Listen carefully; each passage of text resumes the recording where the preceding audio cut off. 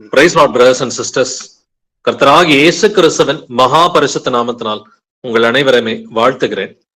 கர்த்தருடைய வருகையை நாம் எல்லோருமே எதிர்பார்த்தவர்களா இருக்கிறோம். சோ அவர் நமக்கு சத்தியத்தை வெளிப்படுத்தி இருக்கிறார். அந்த சத்தியத்துக்கு கீழ்ப்படியணும் அப்படின்ற ஒரு வாஞ்சை நம்ம எல்லோருக்குமே இருக்குது. அவர் வரும் மட்டும் அவருக்கு உண்மையுள்ள பிள்ளைகளா இருக்கணும், பரிசுத்தம் உள்ள பிள்ளைகளா இருக்கணும் அப்படின்றத நம்ம எதிர்பார்க்கிறோம். பட் இருந்தாலும் வாழ்க்கையில சில போராட்டங்கள், பிரச்சனைகள், சோதனைகள், ஒரு சில நேரங்கள் கர்த்தர்கிட்ட இருந்து வருகிற சிக்ஷை, இவை எல்லாவற்றையும் தாண்டி அவருக்கு உண்மை உள்ள பிள்ளைகளாய் நாம் இருக்கணும்ன்றதான் கர்த்தர் நம்மிடம் எதிர்பார்க்கிறார். வாசிக்கலாம் மத்தேயு 24 13 வசனம். Matthew 24:13. முடிவு பரியந்தம் நிலை நிற்பவனே ரட்சிக்கப்படுவான். ஆமென். ஆமென். முடிவு பரியந்தம் நிலை நிற்பவனே ரட்சிக்கப்படுவான் என்று எழுதியிருக்கிறது இல்லைங்களா? கடைசி வரைக்கும் நம்ம வாழ்க்கையில எவ்வளவு பிரச்சனைகள் இருக்கலாம், சோதனைகள் இருக்கலாம், இல்ல நிறைய துன்பங்கள் இருக்கலாம், பாடுகள் இருக்கலாம், உபத்திரவங்கள் இருக்கலாம். அதை எல்லாவற்றையும் தாண்டி கர்த்தர் நம்மிடம் எதிர்பார்ப்பது முடிவு பரியந்தம் நிலை நிற்பவனே ரட்சிக்கப்படுவான். இது மத்தேயு 24 சொல்றாரு. இதே அதிகாரத்துல இயேசு கிறிஸ்து கிட்ட அப்போஸ்தலர்கள் பேசும் பொழுது, ஆண்டவரே உம்முடைய வருகைக்கும் இந்த உலகத்தின் முடிவுக்கும் அடையாளம் என்ன அப்படின்னு சொல்லி கேட்கும் பொழுது, முதலாவது அவர் கொடுக்கிற எச்சரிப்பு என்னது? வஞ்சிக்கப்படாதபடிக்கு எச்சரிக்கையா இருங்கள் அப்படின்னு சொல்லி சொல்றாரு. அப்ப இந்த வஞ்சனை அப்படிங்கிறது இது அதிகமாவே இந்த பூமியில இருக்குது. வஞ்சிக்கப்படுறதுக்கு 1000 வழிகள் இருக்கு. பட் அவை எல்லாவற்றையும் தாண்டி இயேசு கிறிஸ்து நம்மிடம் எதிர்பார்ப்பது முடிவு பரியந்தம் நிலை நிற்பவனே ரட்சிக்கப்படுவான். வாசிக்கலாம் மத்தேயு 10 வசனம் 22. Matthew 10:22. என் நாமத்தின் நிமித்தம் நீங்கள் எல்லாராலும் பகைக்கப்படுவீர்கள், முடிவு பரியந்தம் நிலைத்திருப்பவனே ரட்சிக்கப்படுவான். ஆமென். என் நாமத்தின் நிமித்தம் நீங்கள் எல்லாராலும் பகைக்கப்படுவீர்கள், முடிவு பரியந்தம் நிலைத்திருப்பவனே ரட்சிக்கப்படுவான். சோ மத்தேயு 24:13, மத்தேயு 10:22 ஒரே விஷயத்தை தான் சொல்லி கொடுக்குது. முடிவு பரியந்தம் நிலைத்திருப்பவனே ரட்சிக்கப்படுவான். ஆனா இந்த வசனத்துல மத்தேயு 10:22 என் நாமத்தின் நிமித்தம் நீங்கள் எல்லாராலும் பகைக்கப்படுவீர்கள் அப்படின்னாக்க, இது மேலோட்டமா நீங்க பாத்தீங்கன்னா இந்த வசனத்தை கிறிஸ்தவர்கள் என்பதற்காக நாம் எல்லோராலும் பகைக்கப்படுவோம் அப்படின்னு இதை மேலோட்டமா நம்ம எடுத்துக்கலாம், லிட்டரலா எடுத்து பாத்தீங்கன்னா. பட் ஆவிக்குரிய ரீதியில எடுத்து பார்த்தோம்னா, என் நாமத்தின் நிமித்தம் என்று கர்த்தர் பேசி இருக்கிறார். நம்ம இயேசு கிறிஸ்துவின் நாமத்திற்கு சாட்சிகளா வாழ்ற பிள்ளைகளா இருக்கிறோம். நீங்க இயேசு கிறிஸ்துவின் நாமத்தை அறிந்த பிள்ளைகளா, இயேசு கிறிஸ்துவின் நாமத்தினால ஞானஸ்நானம் எடுக்கிற பிள்ளைகளா இருக்கிறோம். அப்படி இருக்கிறப்ப இயேசு கிறிஸ்துவின் நாமம் தாங்கிய பிள்ளைகளா இருப்பதனால, அவருடைய நாமத்தினால ஞானஸ்நானம் எடுத்த பிள்ளைகளா நாம் இருப்பதனால, அவருடைய நாமத்தை தாங்கிய பிள்ளைகளா இருக்கிறோம். இதனாலேயே கிறிஸ்தவர்களுக்குள்ளரையும் ஒரு பெரிய கூட்டம் உங்களை உபத்திரவப்படுத்தும் என்றும் வேதத்துல எழுதி இருக்கிறது. அப்ப இந்த பகை எதனால வருதுன்னு பாத்தீங்கன்னா, என் நாமத்தின் நிமித்தம் அப்படின்னு சொல்லிதான் கர்த்தர் சொல்றாரு. மார்க் 4 வசனம் வாசிக்கலாம். மார்க் 4:17. தங்களுக்குள்ளே வேர் கொள்ளாதபடியால் கொஞ்ச காலம் மாத்திரம் நிலைத்து நிற்கிறார்கள், வசனத்தின் நிமித்தம் உபத்திரவமும் துன்பமும் உண்டான உடனே இடர்லடைகிறார்கள், இவர்களே கற்பாறை நிலத்தில் விதைக்கப்பட்டவர்கள். ஆமேன். ஆமேன். தங்களுக்குள்ளே வேர் கொள்ளாதபடியால் கொஞ்ச காலம் மாத்திரம் நிலைத்திருக்கிறார்கள், வசனத்து நிமித்தம் உபத்திரவமும் துன்பமும் உண்டான உடனே இடரல் அடைகிறார்கள் அப்படின்னு சொல்றாரு கர்த்தர். பட் முடிவு பரியந்தம் நிலைத்திருப்பவனே ரட்சிக்கப்படுவான் அப்படின்னு கர்த்தருடைய எதிர்பார்ப்பு இருக்குது. ஆனா இந்த வசனத்துல பார்த்தாக்க, அவர்கள் நிலை நிற்கவில்லை அப்படிங்கிறத பாக்குறோம். கொஞ்ச காலம் மாத்திரம் நிலைத்திருக்கிறார்கள். எதனால கொஞ்ச காலம் மாத்திரம் நிலைத்திருக்கிறார்கள்? தங்களுக்குள்ளே வேர் கொள்ளாதபடியினால் அப்படின்னு எழுதியிருக்கு. அப்ப அந்த வசனத்திற்குரிய அந்த வேர் நமக்குள்ளார இருக்கணும்ன்றதை கர்த்தர் எதிர்பார்க்கிறார். அந்த வசனத்திற்குரிய வேர் இருக்கும் பொழுது நாம் முடிவு பரியந்தம் நிலைத்திருக்க முடியும். அந்த வசனத்திற்குரிய அந்த ஆணி வேர் இல்லைன்னு சொன்னாக்க கொஞ்ச காலம் மாத்திரமே இவர்கள் நிலைத்திருப்பார்கள். அப்ப இந்த முடிவு பரியந்தம் நிலைத்திருக்கணும்னாக்க அந்த வசனத்துல உறுதியா நிக்கணும். வசனத்துல உறுதியா இல்லை அப்படின்னு சொன்னாக்க இவர்கள் கொஞ்ச காலம் மாத்திரமே நிலைத்திருப்பார்கள். அப்ப முடிவு பரியந்தம் நிலைத்திருப்பதற்கு கர்த்தருடைய நாமம் தாங்கிய பிள்ளைகளா இருக்கணும். என் நாமத்தின் நிமித்தம் நீங்கள் எல்லாராலும் பகைக்கப்படுவீர்கள் அப்படின்னு கர்த்தர் சொல்றார். இன்னைக்கு கூட ரொம்ப மூத்த ஒரு ஊழியக்காரனை சந்திக்கிறதுக்கு நாங்க ஒரு 3 சகோதரர்கள் போயிருந்தோம். நல்லா அவருடைய அனுபவத்தை எல்லாம் சொன்னாது. ஸோ வயசுல மூத்தவர்ன்றதுனால பொறுமையா அவர் சொல்றதெல்லாம் கேட்டுக்கிட்டு இருந்தோம். அதன் பிறகு நமக்கு கர்த்தர் வெளிப்படுத்திய காரியங்களை சொல்லிக்கிட்டு வந்தோம். எல்லாமே கேட்டுக்கிட்டே வந்தாரு. கடைசியா இயேசு கிறிஸ்துவின் நாமத்தினால் ஞானஸ்நானம் எடுக்கணும் அப்படின்னு சொல்லி அதற்குரிய சாட்சி வசனங்கள் அத்தனையும் சொல்லி முடிச்ச பிறகு நீங்க கிளம்புங்க அப்படின்ற வார்த்தைய இமீடியட்டாவே சொல்லிட்டார். காரணம் என்னன்னாக்க இயேசு கிறிஸ்துவின் நாமத்தை தாங்குவதற்கு இன்னைக்கு அநேகர் ரெடியாவே இல்லை. அவங்களுடைய அனுபவம் வந்துட்டு கிறிஸ்துவுக்குள்ளார பல ஆண்டுகள் வந்துட்டு இருக்கலாம். பட் வசனத்தின்படி இது சரியா இருக்குதா அப்படின்னு சொல்லி நிதானிக்கிற பிள்ளைகளா தான் நாம் ஒவ்வொருவரும் இருக்கிறோம்னு சொல்லி கர்த்தர் எதிர்பார்க்கிறாரு. இந்த பகை எதனால வருதுன்னு பாத்தீங்கன்னா, நாம் இயேசு கிறிஸ்துவின் நாமம் தாங்கிய பிள்ளைகளா இருக்கிறோம். அவருக்கு உறுதியா நம்ம கீழ்ப்படியணும் அப்படின்னு சொல்லி நினைக்கிறோம். என்ன நடந்தாலும் இயேசு கிறிஸ்துவுக்கு உண்மையா இருக்கணும். இயேசுவின் நாமத்தினால ஞானஸ்நானம் எடுத்தா மட்டும்தான் நாம் அவருக்குள் நிலைத்திருக்க முடியும். அது ஒரு அடிப்படையான ஒரு கட்டளை. அது மட்டுமே வந்துட்டு முழுமை ஆகாது. இயேசு கிறிஸ்துவின் நாமத்தினால ஞானஸ்நானம் எடுத்தா மட்டும் முழுமை ஆகாது. நாம் அவருடைய நாமத்தை தாங்கிய பிள்ளைகளா ஆவியின் கனிகளாகிய இந்த அன்பு, சந்தோஷம், சமாதானம், நீடிய பொறுமை, தயவு, நற்குணம், விசுவாசம், சாந்தம், இச்சையடக்கம் இவை எல்லாவற்றோடும் இருக்கும் பொழுது ஒரு கூட்டம் நமக்கு எதிராகவே எழும்பும். இவர்கள் புறஜாதிகளாய் இராமல் கிறிஸ்தவர்களாய் இருக்கிற ஒரு கூட்டமே வந்துட்டு இயேசு கிறிஸ்துவின் உண்மையான பிள்ளைகளுக்கு விரோதமாக எழும்பும். நீங்க ஆதி சபையை கவனிச்சு பாருங்க. அப்போஸ்தலர்களுக்கு விரோதமா இருந்தவர்கள் புறஜாதிகளாய் இராமல் யூதர்களா தான் வந்துட்டு இருந்தாங்க. அதனாலதான் இயேசு கிறிஸ்து வெளிப்படுத்தின விசேஷத்துல 2ஆம் அதிகாரம் 9வது வசனத்திலையும் 3ஆம் அதிகாரம் 9வது வசனத்திலையும் தங்களை யூதர் என்று சொல்லியும் அவர்கள் யூதராயிராமல் சாத்தானுடைய கூட்டமா இருக்கிறார்கள் அப்படின்ற வசனத்தை அவர் பேசி இருக்கிறார். இன்னைக்குமே தங்களை கிறிஸ்தவர்கள் என்று சொல்லிக்கொண்டு உண்மையான கிறிஸ்தவர்களாயிராமல் சாத்தானுடைய கூட்டமா இருக்கிறவர்கள் அநேகர் இருக்கத்தான் செய்கிறார்கள். பட் இருந்தாலும் கர்த்தர் நம்மகிட்ட என்ன எதிர்பார்க்கிறாரு? முடிவு பரியந்தம் நாம் அவருடைய விசுவாசத்தில் நிலைத்திருக்க வேண்டும். இதுக்கு ஒரு வழி இருக்கு, அதை வாசிக்கலாம். யோவான் 8:31 வாசிக்கலாம். ஜான் 8:31. இயேசு தம்மை விசுவாசித்த யூதர்களை நோக்கி, நீங்கள் என் உபதேசத்தில் நிலைத்திருந்தால் மெய்யாகவே என் சீஷராய் இருப்பீர்கள். ஆமென். ஆமென். நீங்கள் என் உபதேசத்தில் நிலைத்திருந்தால் மெய்யாகவே என் சீஷராய் இருப்பீர்கள். அப்ப இயேசு கிறிஸ்துவின் உபதேசத்துல முடிவு பரியந்தம் நிலைத்திருந்தாக்க இயேசு கிறிஸ்துவுக்கு உண்மை உள்ள சீஷர்களாய் இருக்க முடியும். அவருடைய கட்டளைகளை நாம் கை கொள்ளும் பொழுது, அவருடைய வசனத்தை தியானிக்கும் பொழுது, அந்த வசனத்திற்கு நாம் கட்டுப்பட்டு நடக்கும் பொழுது, பயந்திருக்கும் பொழுது பாத்தீங்கன்னா இயேசு கிறிஸ்துவுக்கு உண்மையான சீஷர்களாய் இருக்க முடியும்னு சொல்லி கர்த்தர் நமக்கு சொல்லி கொடுக்கிறார். அப்படின்னா அவரில் நிலைத்திருப்பதுனா என்னது? அவருடைய வசனத்தில் நிலைத்திருப்பதான் கர்த்தருக்குள் நிலைத்திருப்பது.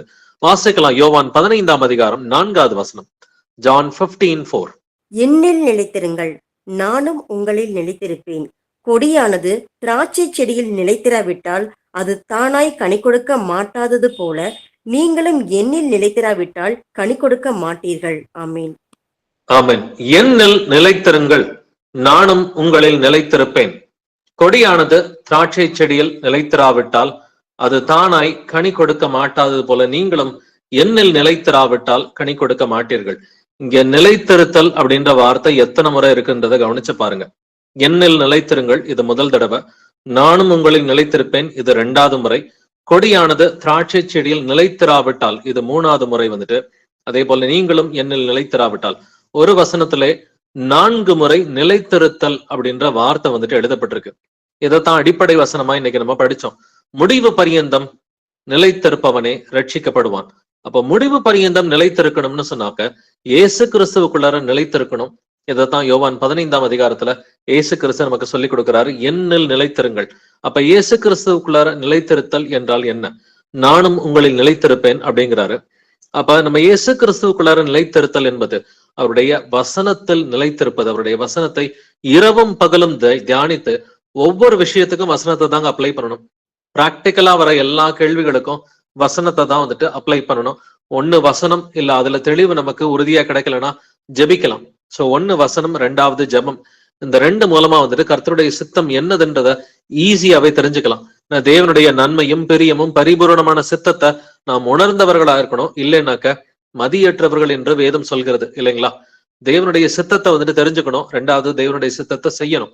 ஒரு சிலர் தேவனுடைய சித்தத்தை தெரிஞ்சும் செய்ய மாட்டாங்க. ஒரு சிலருக்கு தேவனுடைய சித்தம் என்னன்றதே தெரியாது. அப்ப நாம் தேவனுடைய சித்தத்தை தெரிந்த பிள்ளைகளாகவும் இருக்கணும். அந்த தேவனுடைய சித்தத்தை வந்துட்டு செய்கிற பிள்ளைகளாகவும் இருக்கணும். அதை செய்யும் பொழுது சந்தோஷத்தோடு உற்சாகத்தோடு கீழ்ப்படுகிற பிள்ளைகளா நம்ம காணப்படணும்னு சொல்லி இயேசு கிறிஸ்து நமக்கு எதிர்பார்க்கிறாரு. அப்படின்னாக்க நாம் முடிவு பரியந்தம் நிலைத்திருப்பது, கிறிஸ்துவுக்குள் நிலைத்திருப்பதுன்னு சொன்னா அவருடைய வசனத்தில் நிலைத்திருப்பது என்பதுதான் அர்த்தமா இருக்கிறது. வாசிக்கலாம் யோவான் 15 வசனம். John 15:7. நீங்கள் என்னிலும் என் வார்த்தைகள் உங்களிலும் நிலைத்திருந்தால் நீங்கள் கேட்டுக்கொள்வது எதுவோ அது உங்களுக்கு செய்யப்படும். ஆமென். ஆமென். நீங்கள் என்னிலும் என் வார்த்தைகள் உங்களிலும் நிலைத்திருந்தால், அப்ப நீங்கள் என்னிலும் என் வார்த்தைகள் உங்களிலும் அப்படிங்கிறார்.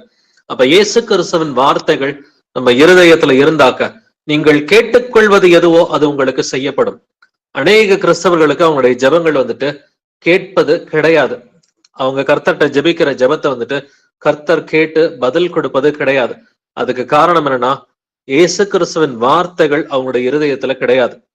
இயேசு கிறிஸ்துவின் வார்த்தைகள் இருதயத்துல இல்லாம அவருக்கு கீழ்ப்படியாம இருந்தா நம்முடைய ஜெபங்களை இயேசு கிறிஸ்து கேட்க மாட்டார் அப்படின்றத நல்லா தெரிஞ்சுக்கணும். நீங்க ஏசாயா 1 படிச்சு பாத்தீங்கன்னா, உங்கள் கைகளை வெறித்தாலும் உங்கள் ஜெபங்களை கேளேன் அப்படின்னு சொல்றார். அப்ப கையை விரிச்சு ஜெபம் பண்ணா கூட கேட்க மாட்டேங்கிறார். அதுக்கு காரணம் என்னது? ஏசாயா 59 உங்களுக்கும் எனக்கும் நடுவாக உங்கள் பாவங்களை வந்துட்டு இருக்கிறது. அதனால முதலாவது பாவ அறிக்கை பண்ணி பாவங்களை வந்து நீக்கி போட்டுட்டோம்னா அதன் பிறகுதான் இயேசு கிறிஸ்து நமது ஜெபத்தை கேட்பார். தன் பாவங்களை மறைக்கிறவன் வாழ்வடைய மாட்டான், அவைகளை அறிக்கை செய்து விட்டு விடுகிறவனோ இரக்கம் பெறுவான் என்று எழுதியிருக்கிறது. அப்படின்னாக்க நம்முடைய பாவங்கள் எல்லாவற்றையும் அறிக்கை செய்து கம்ப்ளீட்டா விட்டுட்டு அதன் பிறகு உங்களுடைய விண்ணப்பங்களை நீங்க இயேசு கிறிஸ்து கிட்ட தெரியப்படுத்தி பாருங்க. அவருடைய நாமத்தினால நீங்க கேட்கிற எல்லா விஷயத்தையும் அவர் உங்களுக்கு கொடுக்கிற தேவனா வந்துட்டு இருக்கிறார். அதனால இயேசு கிறிஸ்துவோட நாமத்துடைய பவரை வந்துட்டு நம்ம நல்லாவே புரிஞ்சுக்கணும். அந்த நாமத்துக்கு பாத்திரவான்களா இருக்கணும். அப்படின்னு சொன்னாக்க முதல்ல வசனம் என்ன சொல்லுது? கிறிஸ்துவின் நாமத்தை சொல்லுகிற எவனும் அநியாயத்தை விட்டு விலக கடவன் என்று எழுதியிருக்கிறது. அப்ப இயேசு கிறிஸ்துவின் நாமத்தினால நான் ஞானசான் எடுத்திருக்கிறேனா? அவருடைய நாமத்தை சொல்லுகிற கிறிஸ்தவன் கிறிஸ்தவள் என்கிற பெயரோட நான் இருக்கிறேனா அப்படின்னாக்கா அநியாயத்தை விட்டு நான் விலகணும். அது எந்த அநியாயமா இருந்தாலும் சரி, அது விரோதம், வைராக்கியம், கோபங்கள், பகைகள், சண்டைகள், மார்க்க பேதங்கள் எதுவாக இருந்தாலும் வந்துட்டு, அது இன்னைக்கு டிவி பாக்குறது, சினிமா பாக்குறது, சோசியல் மீடியாவுக்கு அடிமையா இருக்கிறது, இது எதுவா இருந்தாலும் வந்துட்டு கிறிஸ்துவின் நாமத்தை சொல்லுகிற பிள்ளைகள் அநியாயத்தை விட்டு விலக வேண்டும். நேத்து ஒரு சகோதரன் வந்துட்டு நேத்து நடுராத்திரி வந்துட்டு போன் பண்ணி கிட்டத்தட்ட நைட்டு ஒரு 1 மணி வரைக்கும் அவர் பேசிக்கிட்டு இருந்தாரு. வெளிநாட்டுல இருக்கக்கூடிய ஒரு சகோதரன் வந்துட்டு அவரு இஸ்லாமிய நாட்டுல வந்துட்டு ஒரு நாட்டுல இருக்கிறதுனால அங்க நடக்கிற இஸ்லாமியர்களுக்கும் இஸ்ரேலுக்கும் நடக்கிற அந்த போரை குறிச்சு அதிகமா அவரு சோசியல் மீடியால வந்துட்டு படிச்சிருக்கிறாரு. அதே போல அந்த ஐரோப்பால நடக்கிற உக்ரைன் போரை பத்தி படிச்சுட்டு தீர்க்க தரிசனங்களும் அவருக்கு தெரியுது, வேதத்தையும் கொஞ்சம் படிச்சிருக்கிறாரு. பட் இது என்ன நடக்கும்ன்ற ஒரு பயத்துல ஒரு நாளைக்கு கிட்டத்தட்ட 8 மணி நேரம் சோசியல் மீடியால இருந்திருக்கிறாரு. பிரதர்ஸ் சிஸ்டர்ஸ் நல்லா கேட்டுங்க, 1 மணி நேரம் 2 மணி நேரம் இல்ல, அவருடைய வாயிலிருந்து வந்தது 8 மணி நேரம். ஏன்னா ஒரு சில கேள்விகள் கேட்டுக்கிட்டே இருந்தாரு. கடைசி கால தீர்க்க தரிசனங்களை குறித்து, இயேசு கிறிஸ்துவின் வருகையை குறிச்சு, 3ஆம் உலக போரை குறிச்சு, இதை குறிச்செல்லாம் வந்துட்டு ஒரு சில கேள்விகள் கேட்கும் பொழுது பதில் சொல்லிக்கிட்டே இருக்கும் பொழுது ஆவியானவர் உணர்த்தினாரு, இவர் வந்துட்டு சோசியல் மீடியாவுக்கு அடிமையா இருக்கிறாரு, எப்பொழுதுமே ஃபேஸ்புக், வாட்ஸ்அப், ட்விட்டர் இதுக்கு அடிமையா இருக்கிறாருன்றதை வந்துட்டு ஆண்டவர் உணர்த்தினாரு. அவர்கிட்ட ஒரு கேள்வி கேட்க வச்சாரு, நீங்க ஒரு நாளைக்கு எவ்வளவு நேரம் செல்போன்ல செலவு பண்ணுவீங்க? குறிப்பா இந்த மாதிரி நியூஸ் படிக்கிறேன், பைபிள் சம்பந்தமான நியூஸ் தான் படிக்கிறேன்னு சொல்லிட்டு எவ்வளவு நேரம் செலவு பண்ணுவீங்க அப்படின்னு கேட்டதுக்கு 8 மணி நேரம் அப்படின்ற பதில சொன்னார். எனக்கு கேட்டப்ப ரொம்ப ஷாக் ஆயிடுச்சு. 8 மணி நேரம் வந்துட்டு சோசியல் மீடியால செலவு பண்ணிட்டு, ஆனா பைபிள் வாசிக்கிறது கிடையாது, ஜெபிக்கிறதையும் வந்துட்டு இப்ப ரீசெண்டா வந்துட்டு விட்டுட்டாரு. அதிகமா நியூஸ படிச்சு அவருக்குள்ளார வந்துட்டு அந்த சோசியல் மீடியாக்குரிய அசுத்தாவி அவரை கம்ப்ளீட்டாவே டேக் ஓவர் பண்ணிடுச்சு. இருதயத்துக்குள்ளார நிறைய பயங்கள், நிறைய வந்துட்டு எதிர்காலத்தை குறிச்ச வந்துட்டு பயமும் பிரச்சனையும் இருந்து ஒரு மாதிரி விசுவாசத்தை கைவிட்ட நிலைமையிலதான் வந்துட்டு அந்த போன் கால் இருந்துச்சு. பட் அதுக்கு பிறகு வந்துட்டு மணந்திரமுக பிரதர் அப்படின்ற காரியத்தை சொல்லி இமீடியட்டா அந்த ஃபேஸ்புக், வாட்ஸ்அப், ட்விட்டர் எல்லாத்தையுமே வந்துட்டு அன்இன்ஸ்டால் பண்ணிடுங்க அப்படின்ற ஒரு காரியத்தை அவருக்கு சொல்லிட்டு அவருக்கு ஜெபிச்சுட்டு வைக்கும் பொழுது சமாதானமா அவருடைய குரல் வந்துட்டு காணப்பட்டது. அப்படின்னா நாமளும் வந்துட்டு முடிவு பரியந்தம் நிலைத்திருக்கணும்ன்றதை கர்த்தர் எதிர்பார்க்கிறார்.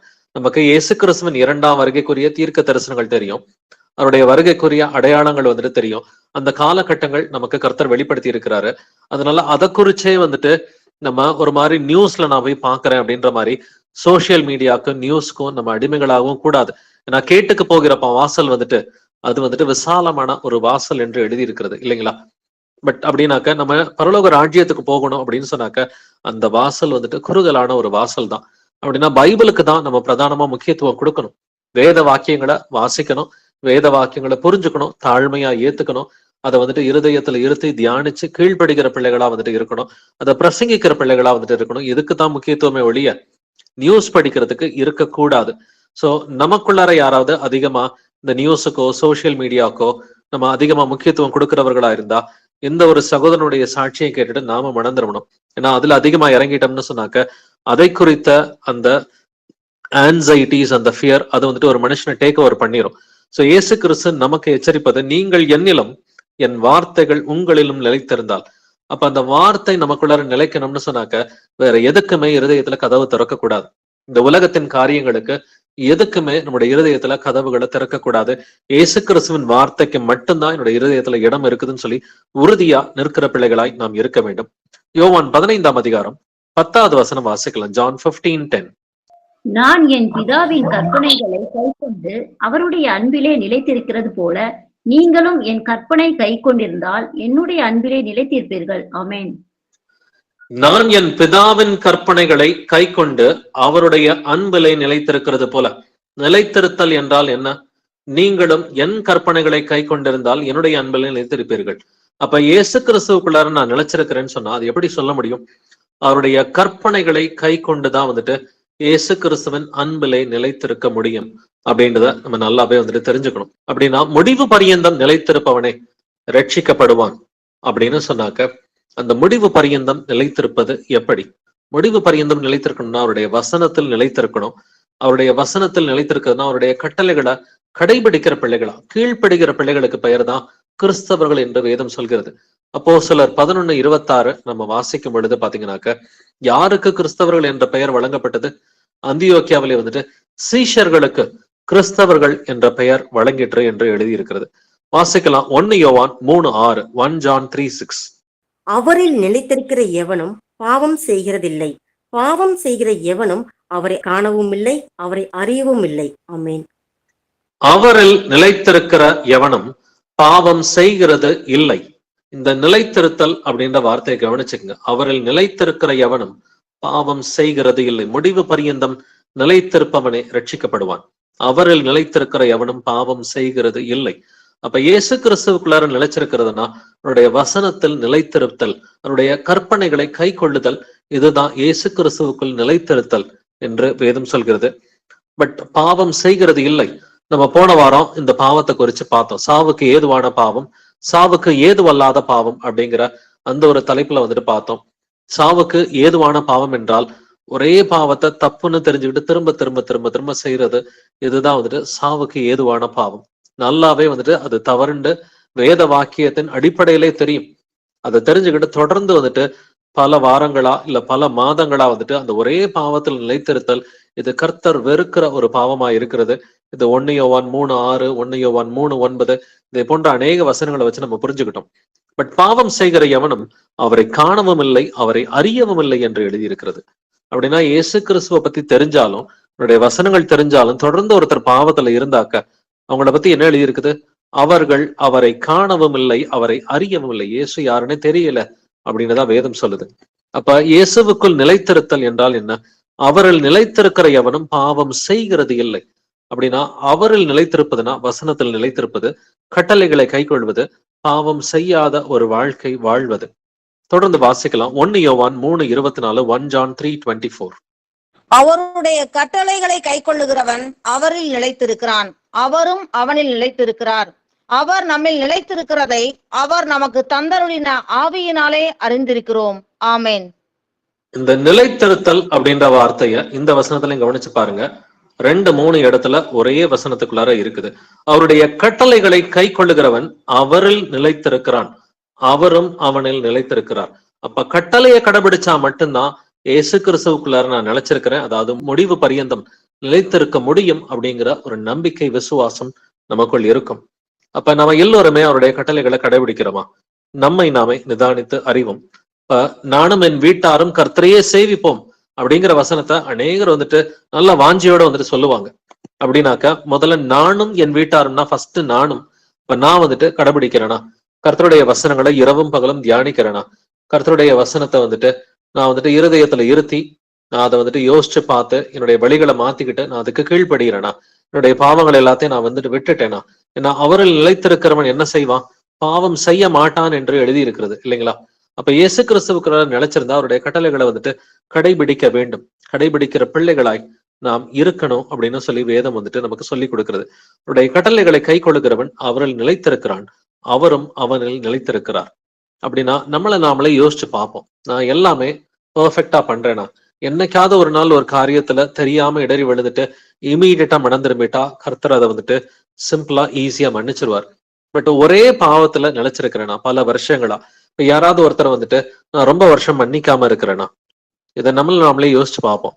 இல்ல பொருளாசை என்கிற ஒரு பாவம் எனக்குள் இருக்கிறதா? இல்ல பெருமை என்கிற பாவம் எனக்குள் இருக்கிறதா? இல்ல அதிகமான வாயின் வார்த்தைகள் எனக்குள் காணப்படுகிறதா? வீண் வார்த்தை பேசுறவங்களை வந்துட்டு கர்த்தர் வெறுக்கிறாருன்னு சொல்லி வேதம் சொல்கிறது இல்லைங்களா? வீண் வார்த்தை பேசுகிற ஒவ்வொரு வீண் வார்த்தைகளுக்கும் நியாய தீர்ப்பு நாளிலே கணக்கு ஒப்புவிக்க வேண்டும் என்று வேதம் சொல்கிறது. அப்படின்னா வீண் வார்த்தைகளை நம்ம விட்டுட்டோமா? வம்பும் புத்தியினமான பேச்சும் பரியாசமும் தகாதவைகள் அப்படின்னு வசனம் சொல்லுது. அப்படின்னா வம்பு வார்த்தைகளை நான் விட்டுட்டேனா? அப்ப வம்பும் புத்தியினமான பேச்சுக்களை நான் விட்டுட்டேனா? பரியாச வார்த்தைகள் இன்னமும் சொல்றேனா? இன்னமும் கோபம், விரோதம், சண்டைகள், பகைகள் இதெல்லாம் எனக்குள் காணப்படுகிறதா அப்படின்னு சொல்லி நம்மை நாமே நிதானிக்கிறவர்களா இருப்போம். வாசிக்கலாம் 1 யோவான் 2:17. 1 John 2:17. உலகமும் அதன் இச்சையும் ஒழிந்து போம், தேவனுடைய சித்தத்தின்படி செய்கிறவனோ என்றென்றைக்கும் நிலைத்திருப்பான். ஆமென். தேவனுடைய சித்தத்தின்படி செய்கிறவனோ என்றென்றைக்கும் நிலைத்திருப்பான். முடிவு பரியந்தம் நிலைத்திருப்பவனே ரட்சிக்கப்படுவான் அப்படிங்கிறத நம்ம வாசிக்க கேட்டோம். ஆனா தேவனுடைய சித்தத்தின்படி நீங்க செஞ்சீங்கன்னா நீங்கள் என்றென்றும் நிலைத்திருப்பீர்கள் என்று வேதம் சொல்கிறது. அப்ப தேவனுடைய சித்தத்தின்படி, அப்ப தேவனுடைய சித்தம்னா என்னது? நமக்கு ரோமர் 12ஆம் அதிகாரத்துல அந்த 2வது வசனத்துல இருக்கிற தேவனுடைய நன்மையும் பெரியமும் பரிபூரணமான சித்தத்தை பத்தி நம்ம ஏற்கனவே கேட்டிருக்கிறோம். தேவனுக்கு நம்மை குறித்த ஒரு நன்மையும் பெரியமும் பரிபூரணமான ஒரு சித்தம் இருக்குது. முதல்ல அந்த சித்தத்தை நம்ம தெரிஞ்சு வச்சுக்கணும். 2வது, அந்த சித்தத்துக்கு நாம் மனப்பூர்வமாக கீழ்ப்படியணும். நிறைய பேருக்கு தேவனுடைய சித்தம் என்னன்றது தெரிய மாட்டேங்குது. தேவனுக்கு சித்தம் இல்லாத காரியத்தை நீங்க செய்யும் பொழுது அதுல ஒரு பிரச்சனையில போய் நம்ம மாட்டிக்குவோம் இல்லைங்களா? தேவனுக்கு சித்தம் இல்லாத ஒரு காரியத்தை செய்யும் பொழுது அது எந்த ஒரு காரியமா இருக்கலாம், அது வேலை செய்யறதா இருக்கலாம், இல்ல வீட்டு காரியங்களா இருக்கலாம், பிள்ளைகளோட படிப்பா இருக்கலாம், இல்ல பிள்ளைகளோட திருமணமா இருக்கலாம். அது எதுவா இருந்தாலும் தேவனுடைய சித்தம் இல்லாத ஒரு காரியத்தை செஞ்சாக்க நாம் அதில் வருத்தப்படுவோம், கஷ்டப்படுவோம். முதல்ல தேவனுடைய சித்தத்தை தெரிஞ்சுக்கணும். 2வது, சித்தத்தை தெரிஞ்சோம் அதை செய்யாதவர்களை நம்ம வேதத்துல வந்துட்டு பாக்குறோம். தேவனுடைய சித்தம் தெரிஞ்சோம் செய்யாதவர்கள் வந்துட்டு சவுல் ராஜாவை நமக்கு தெரியும், இல்ல பிலேயாம் தீர்க்கதரிசி தெரியும், யூதாஸ் காரியத்தை பத்தி நமக்கு வந்துட்டு தெரியும், அனனியா சப்பராவை பத்தி வந்துட்டு தெரியும், காயினை பத்தி நமக்கு தெரியும். இவர்கள் எல்லோருமே தேவனுடைய சித்தத்தை அறிந்திருந்தும் அதை செய்யறதுல இவர்களுக்கு விருப்பம் இல்லாம இருந்துச்சு. விருப்பம் இல்லாம இருந்ததுனால கர்த்தர் இவர்களை தண்டித்தார் அப்படிங்கிறத வந்துட்டு பாக்குறோம். சோ தேவனுடைய சித்தத்தை தெரிந்த பிள்ளைகளாகவும் இருக்கணும். அதே போல வந்துட்டு தேவனுடைய சித்தத்தின்படி மனப்பூர்வமா கீழ்ப்படுகிற பிள்ளைகளாகவும் நம்ம இருக்கணும். அப்ப தேவனுடைய சித்தத்தின்படி செய்கிறவனும் என்றென்றைக்கும் நிலைத்திருப்பான் என்று எழுதியிருக்கிறது. அப்ப என்றென்றைக்கும் நிலைத்திருக்கும் பொழுது இயேசு கிறிஸ்துவின் வருகை மட்டும் நிலைத்திருப்பது அது பெரிய காரியமா? அது ஆவியானவர் உங்களுக்குள் இருந்தால் அது சுலபமான ஒரு காரியம்தான். ஆனா அதுக்கு நடுவுல சில உபத்திரவங்கள், சில சோதனைகள், விசுவாசத்தின் பரீட்சையா இருக்கட்டும், இதெல்லாம் நம்ம கடந்துதான் வந்துட்டு வரணும். சில நேரங்கள் நம்ம தவறு செய்யும் பொழுது கர்த்தர் நம்மை சிட்சிக்கிறவரா இருக்கிறார். அது உபத்திரவமா இருக்கலாம். உபத்திரவம் என்றால் நீங்க இயேசுவுக்கு உண்மையா இருக்கும் பொழுது உங்களுக்கு மத்தவங்க மூலமா உபத்திரவம் வந்துட்டு வரும். இதுக்கு பேரு தான் உபத்திரவம்னு சொல்லி வேதம் சொல்லுது. இது உபத்திரவங்கள், பாடுகள் அப்படின்றத வந்துட்டு வேதம் சொல்லி கொடுக்குது. பட் கர்த்தரே சில நேரம் உங்களுடைய விசுவாசத்தை சோதிச்சும் பார்ப்பார். இதுக்கு பேரு விசுவாச பரீட்சை என்றும் எழுதி இருக்கிறது. இல்ல நாமளே தப்பு பண்ணி நமக்கு ஒரு பிரச்சனையை உண்டு பண்ணிக்கிட்டோம்னா இது நமக்கு நாமளே வருவிச்சுக்கிற ஒரு சோதனை என்றும் வேதத்தில் எழுதி இருக்கிறது. இல்ல நாம தப்பு பண்ணும் பொழுது கர்த்தர் நமக்கு ஒரு தண்டனையை கொடுத்தார்னா அதற்கு பேர் சிட்சை என்றும் எழுதி இருக்கிறது. இதற்குரிய வித்தியாசங்களை நம்ம தெரிஞ்சுக்கணும் பிரதர்ஸ் அண்ட் சிஸ்டர்ஸ். நம்ம தப்பு பண்ணி கர்த்தர் நம்மளை தண்டிச்சார்னா அதுக்கு பேரு சிட்சை. சிட்சையை சகிக்கிற மனுஷன் பாக்கியவான் என்று எழுதி இருக்கிறது. இல்ல நாமளே வந்துட்டு ஒரு தப்பு பண்ணி நாமளே நமக்கு பிரச்சனைகளை வருவிச்சுக்கிட்டோம்னா அது சோதனை. தேவன் ஒருவனையும் பொல்லாங்கினால் சோதிக்கிறவர் அல்ல. பொல்லாங்கினால் சோதிக்கிறது நம்மளை நாமளே சோதிச்சுக்கலாம் இல்லைங்களா? பட் கர்த்தர் வந்துட்டு நம்ம உண்மையாதான் இருக்கிறோமா அப்படின்றத டெஸ்ட் பண்ணி பார்க்கணும்னா ஆபிரகாமின் விசுவாசத்தை சோதித்தது போல அவர் விசுவாசத்துக்குரிய ஒரு பரீட்சை, டெஸ்ட் ஆஃப் ஃபெய்த் அப்படின்னு சொல்லி எழுதியிருக்குது. இந்த விசுவாசத்தின் பரீட்சையை வந்துட்டு அவர் வைக்கலாம். நீங்க நல்ல உண்மையும் உத்தமமா கர்த்தருக்கு ஊழியம் பாக்குறீங்க, அப்படின்றப்ப உங்களுக்கு நிறைய ரிவார்டு கொடுக்கணும்னு சொல்லி கர்த்தர் முடிவு பண்ணிட்டாருன்னா உங்களுக்கு யாரு மூலமாவது ஒரு உபத்திரவம் வரத கர்த்தர் அனுமதிப்பாரு. நீங்க அதை வந்துட்டு பொறுமையோட சகிக்கிறப்ப உங்களுக்கு அதிகமா ரிவார்டு வந்துட்டு கர்த்தர் கொடுப்பாரு. ஸோ இதெல்லாம் லெவல்ஸ் நிறைய இருக்குது. சிக்ஷைன்றது ஒரு காரியம், அடுத்து விசுவாச பரீட்சைன்றது வந்துட்டு ஒரு காரியம், பொல்லாங்கினால் சோதனை அப்படிங்கிறது வேற ஒரு காரியம் வந்துட்டு. ஸோ இதே போல உபத்திரவம்ன்றது வேற ஒரு காரியம். வேற வேற ரீசன்ஸ் வந்துட்டு இதுக்கு பைபிள்ல வந்துட்டு கர்த்தர் நமக்கு கொடுத்திருக்கிறார். இதெல்லாம் நீங்க தாண்டி வந்தீங்கன்னா தான் முடிவு பரியந்தம் நிலைத்திருக்க முடியும். அப்போஸ்தலர் 14:22 வாசிக்கலாம். ஆக்ட்ஸ் 14:22. சீஷருடைய மனதை திடப்படுத்தி விசுவாசத்திலே நிலைத்திருக்கும்படி அவர்களுக்கு புத்தி சொல்லி, நாம் அநேக உபத்திரவங்களின் வழியாய் தேவனுடைய ராஜ்யத்தில் பிரவேசிக்க வேண்டும் என்று சொன்னார்கள். ஆமென். நாம் அநேக உபத்திரவங்களின் வழியாய் தேவனுடைய ராஜ்யத்தில் பிரவேசிக்க வேண்டும் என்று சொன்னார்கள். அப்ப உபத்திரவத்தின் மூலமா தான் தேவனுடைய ராஜ்யத்தில் பிரவேசிக்க முடியும். சோ இன்னைக்கு நாங்க ஒரு சகோதரனை வந்துட்டு சந்திச்சோம். அவருக்கு ஒரு 8 வருஷத்துக்கு முன்னாடி கால் உடைஞ்சது. அவரு கர்த்தருக்கு ஊழியம் பாக்குற ஒரு சகோதரன் தான். 8 வருஷத்துக்கு முன்னாடி கால் உடைஞ்சது. நான் ஆண்டவர்கிட்ட கேட்டேன், ஏன் ஆண்டவரே என் கால் உடைஞ்சதுன்னு நான் கேட்டேன். இது வந்துட்டு உனக்கு நான் பாடுகளை அனுபவிக்கிறேன்னு ஆண்டவர் என்கிட்ட சொன்னாருன்னு சொன்னார். பட் வசனத்தின்படி அது தவறுன்றது அவருக்கு புரியவே இல்லை. நீதிமானுடைய எலும்புகள் முறிக்கப்படுவதில்லை என்று வேதம் சொல்கிறது இல்லைங்களா? நீதிமான்களுடைய எலும்புகள் முறிக்கப்படுவதில்லை. அப்ப நீதிமானா இருந்தா எலும்பு முறிபடாது. அப்ப நீதிமானா இல்லைனாக்க எலும்பு முறிபடும்.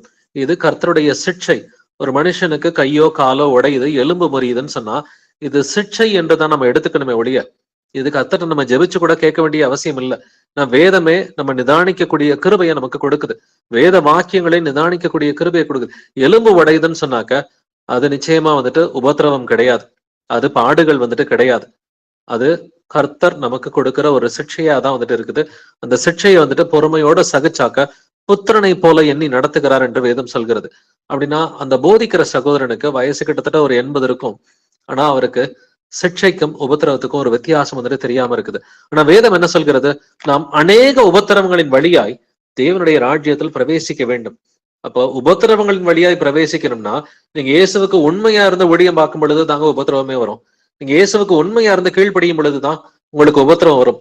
சிக்ஷையை போய் உபத்திரவம்னு சொல்றது அது தவறு அப்படின்றத நம்ம புரிஞ்சுக்கணும். கர்த்தர் நம்ம தவறு செய்யும் பொழுது நம்மை தண்டிப்பது அது சிக்ஷை, அது டிசிப்ளின் இல்லைங்களா? அது கரெக்ஷன் இல்ல டிசிப்ளின் அப்படின்னு சொல்லி சொல்றோம். கரெக்ஷனையும் டிசிப்ளினையும் வந்துட்டு அதை நம்ம உபத்திரவம்னு தப்பா நினைச்சுக்க கூடாது.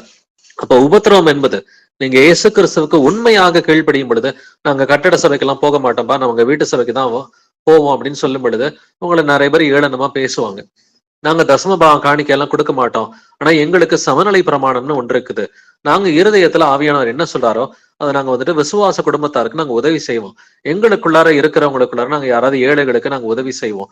இந்த மாதிரி எங்களுக்கு ஆண்டவர் சொல்லி கொடுத்துருக்கிறாருன்னு சொன்னீங்கன்னா இதையும் குறிச்சு ஏளனமா பேசுறவங்க ஒரு சிலர் இருப்பாங்க.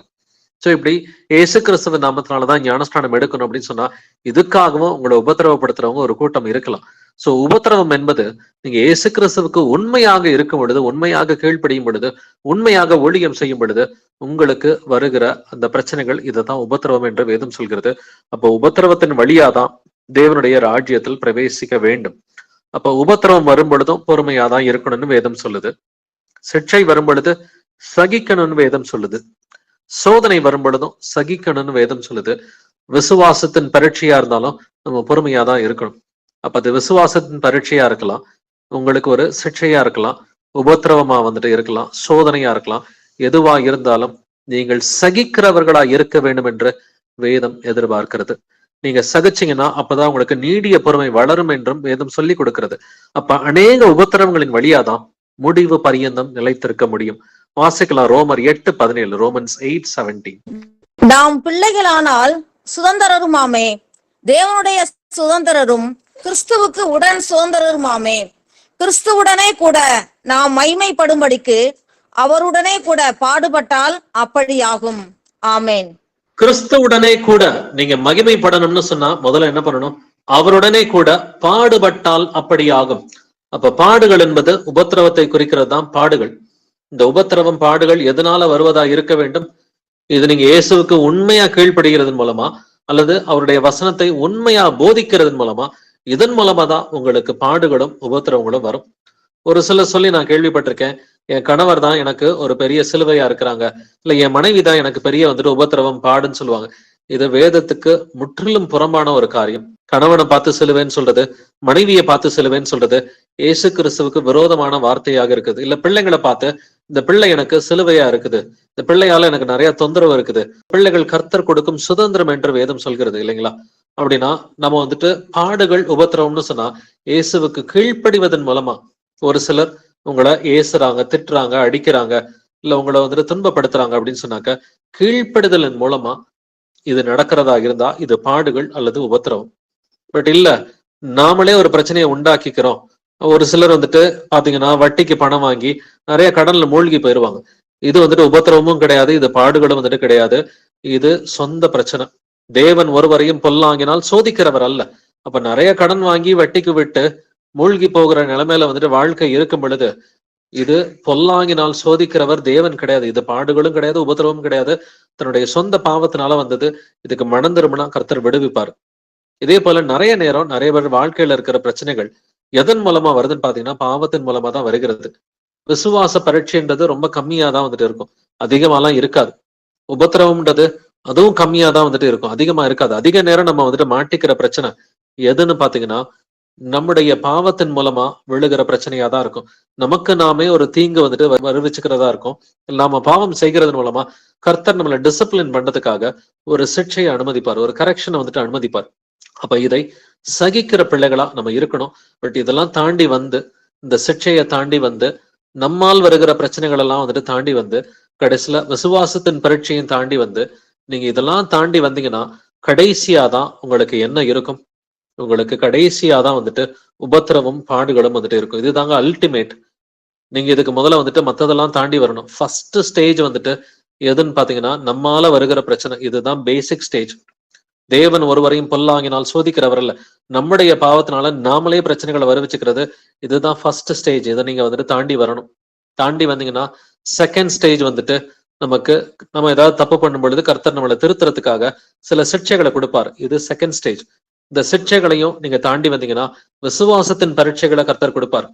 இந்த விசுவாசத்தின் பரீட்சைய ஆபிரகாம போல ஜெயிச்சு வந்தீங்கன்னு சொன்னாக்க கடைசியா உபத்திரவத்தை கர்த்தர் அனுமதிப்பார்.